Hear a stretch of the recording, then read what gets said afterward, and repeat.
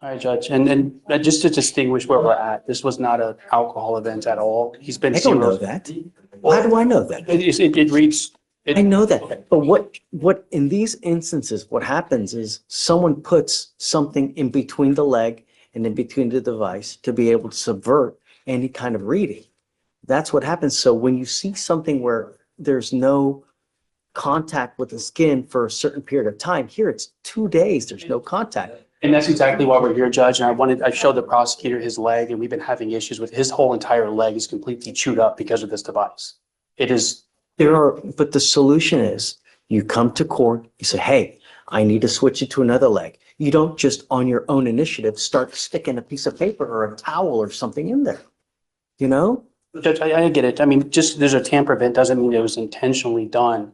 And he's on GPS and There's no way for us to know. All I know is that it broke contact with the skin for 2 days. I agree. Come up. I appreciate your tenacity, Mr. Leeper, but he has a DWI. He's got an FSRA where we have a dead body.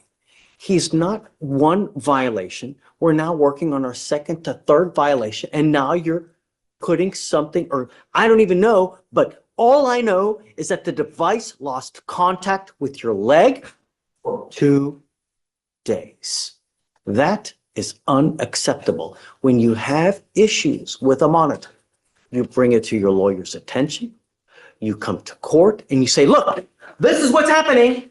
You don't put something in there in hopes that we're not going to notice. And now you tell your lawyer after the fact.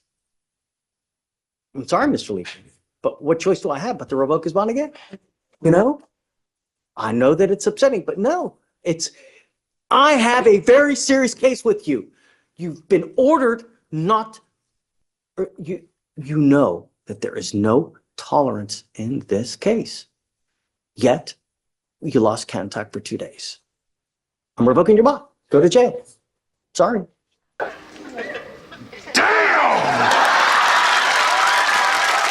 Mr. Leeper, I mean, I don't know. Judge, you know, I'm not getting through. Well, this is the other side of it too. He can't switch legs. He's got a GPS on his other one. You know, he should have I agree with you, this court, I agree with it, but something's good. We're gonna have to change something or even move him to like a full-time portable blow because it's not an alcohol issue, Judge. And, you know, he obviously made the mistake. I don't know that, right? Until you come here and tell me, I don't know. The only thing I know is we have a DWI, we've got an FSRA, we've got a dead body, and I've got multiple violations. And now you're hiding, you're doing something 2 days that I don't know about. You know what the proper procedure is when there's an issue.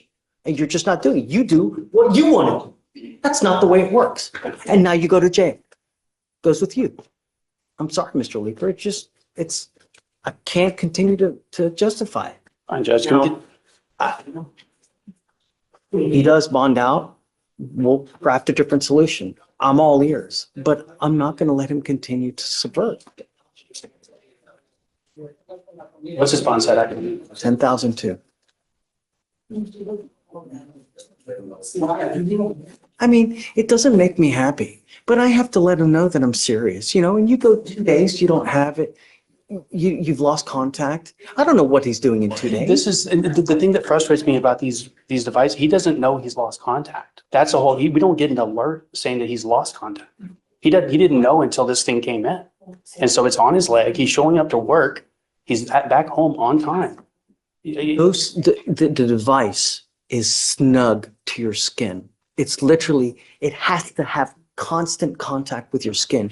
So for it to lose contact with your skin, there's something in between it, or they've done something to it. They've loosened it to where it's lost contact. They've put something in there. That's why it's impossible for us to know. The only thing that we do know is that it lost contact and it lost it for 2 days. You know? Yeah, if it was our first rodeo, if it was our first, you know, I always give someone the benefit of the doubt. But here we are over and over and over. And I've admonished him the last time, if you ever have any problems, you come to us. You don't do things on your own.